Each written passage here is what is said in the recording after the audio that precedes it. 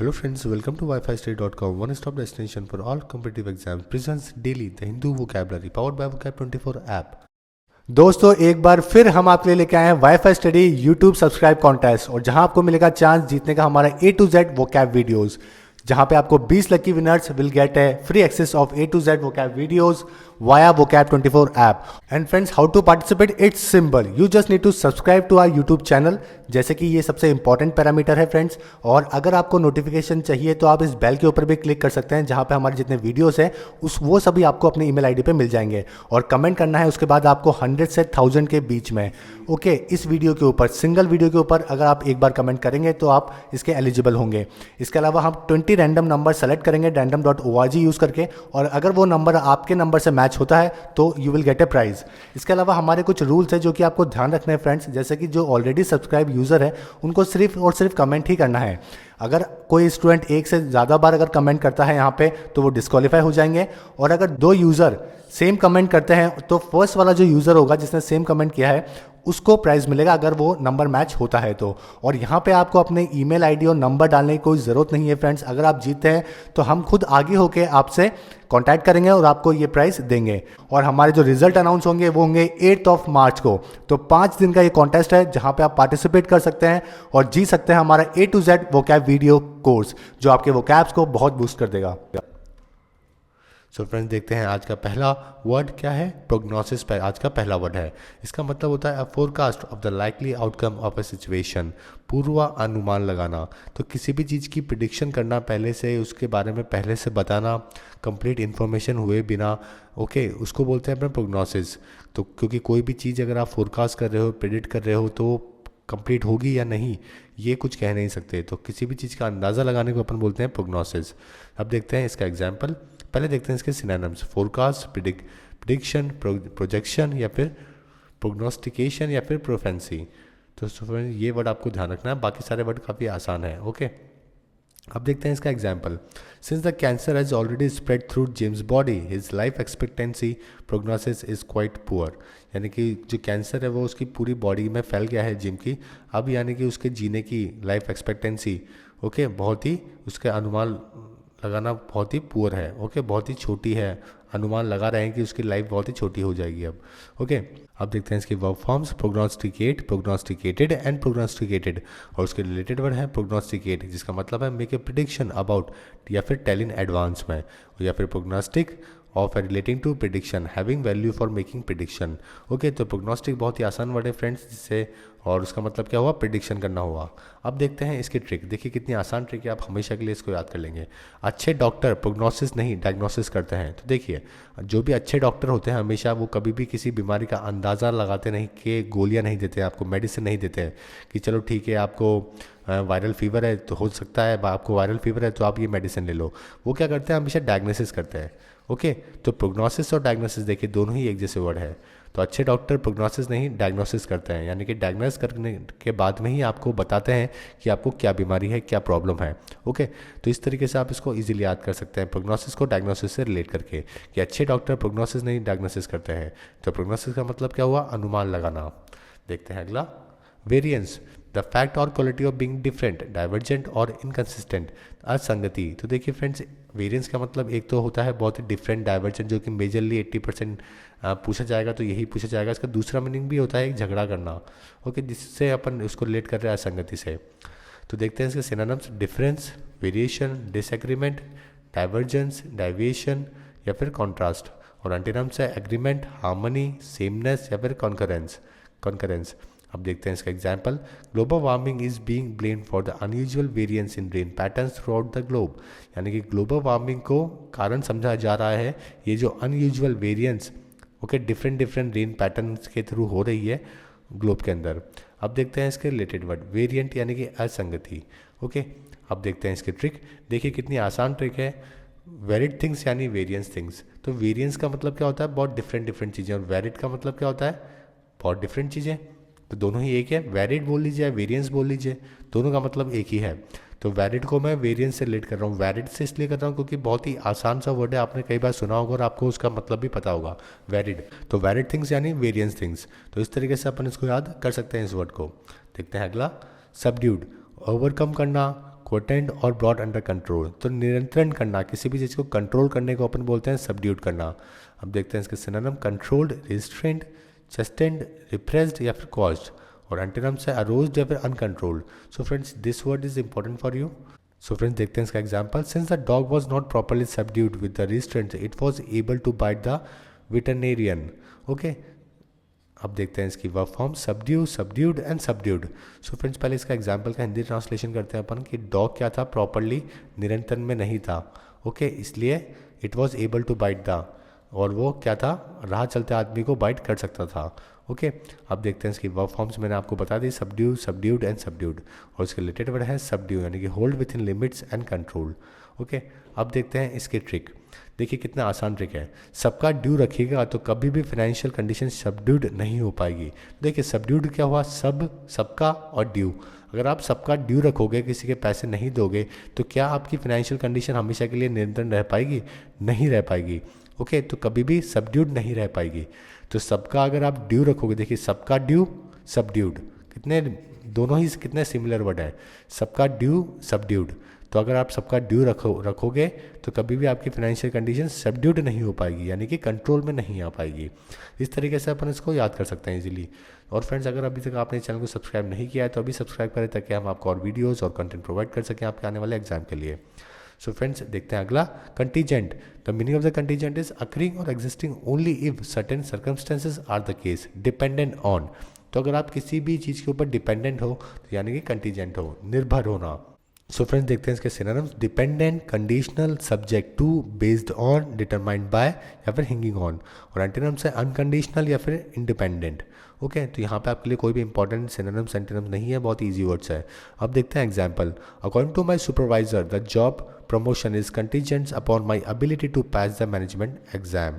Okay, यानी कि मेरे सुपरवाइजर के अकॉर्डिंगली क्या है कि जॉब का जो प्रमोशन है वो किसके ऊपर निर्भर करता है कि मेरी एबिलिटी कितनी है इस एग्जाम, मैनेजमेंट एग्जाम को पास करने की। अब देखते हैं इसकी ट्रिक। देखिए कितनी आसान ट्रिक है। यूरोप कॉन्टिनेंट हमेशा से एशिया कॉन्टिनेंट पे कंटीजेंट रहा है। तो देखिए कॉन्टिनेंट और कंटीजेंट, मैं इन दोनों वर्ड्स को रिलेट कर रहा हूँ, कितने दोनों सिमिलर वर्ड्स है, कॉन्टिनेंट और कंटीजेंट। ओके, हमेशा से आपने देखा होगा, जब 14th सेंचुरी से बात कर रहा हूँ मैं, यूरोप हमेशा से ही एशिया के ऊपर डिपेंडेंट रहा है, स्पेशली इंडिया के ऊपर। उस टाइम पे भी फूड इंडिया से ही जाया करता था, जैसे कि वास्को डी गामा और ये सब लोग इंडिया की तलाश में पोर्चुगीज आए, उसके बाद में डच आए, फिर इंग्लिश, काफ़ी यूरोपियन लोग आए इंडिया में, क्योंकि इंडिया के ऊपर ये डिपेंडेंट थे, एशिया के ऊपर ये लोग डिपेंडेंट थे। ओके, तो देखिए यूरोप 1498 के अंदर यहाँ पे वास्को डी गामा आए थे। तो देखिए इतने टाइम से ये लोग डिपेंडेंट है। तो इसलिए मैं आपको बता रहा हूँ कि यूरोप कॉन्टिनेंट हमेशा से ही एशिया कॉन्टिनेंट पे कंटीजेंट रहा है। तो कंटीजेंट का मतलब क्या हुआ, निर्भर होना। तो इस तरीके से अगर आप एक या दो बार भी कॉन्टिनेंट को कंटीजेंट से रिलेट करके कहीं पर पढ़ेंगे या बोलेंगे तो आप इस वर्ड को कभी नहीं भूल पाएंगे। ओके, तो कॉन्टिनेंट और कंटीजेंट इस दोनों को आप रिलेट कर सकते हैं। देखते हैं अगला, कॉन्सोनेंस, एग्रीमेंट और कंपैटिबिलिटी बिटवीन ओपिनियंस और एक्शन। तो किसी दो चीज़ों के बीच में कंपैटिबिलिटी होना, एग्रीमेंट होना, अकॉर्ड होना, उनको अपन बोलते हैं कॉन्सोनेंस में। ओके, अब देखते हैं इसके synonyms, agreement, concord, accord, accordance, harmony, unison या फिर कन्फर्मिटी।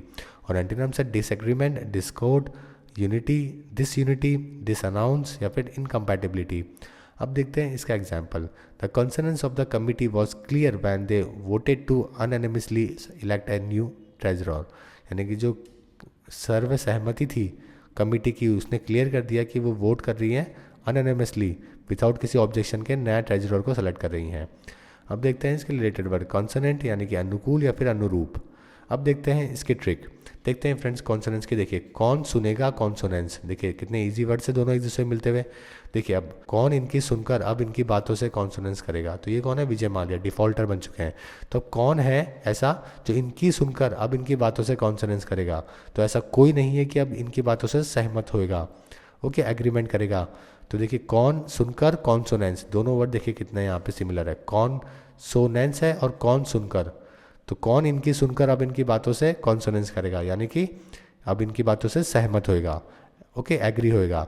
तो इस तरीके से देखिए आप इसको याद कर सकते हैं कि कौन इनकी सुनकर अब इनकी बातों से कॉन्सोनेंस करेगा। तो कॉन्सोनेंस का मतलब क्या हुआ, agreement. प्रोफ्लिगेसी, reckless, extravagance or wastefulness in the use of resources.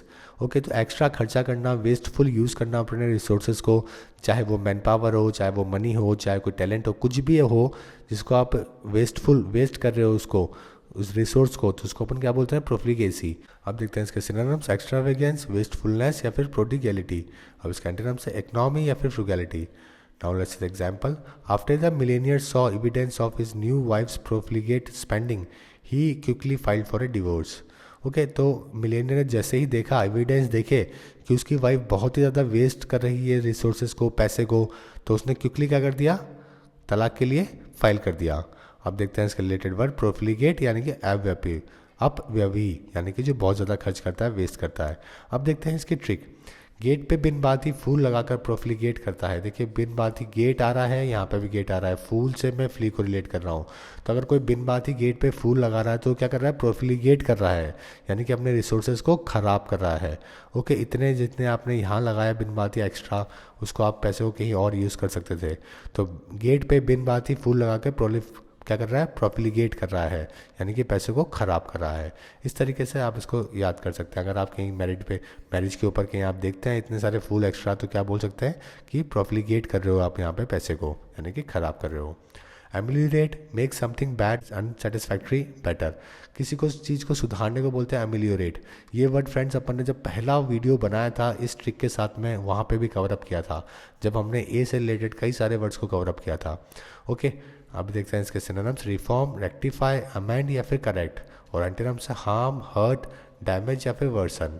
Now let's see the example. By using vocab24 app, not only did you ameliorate your grades but you can also found a way to enjoy learning।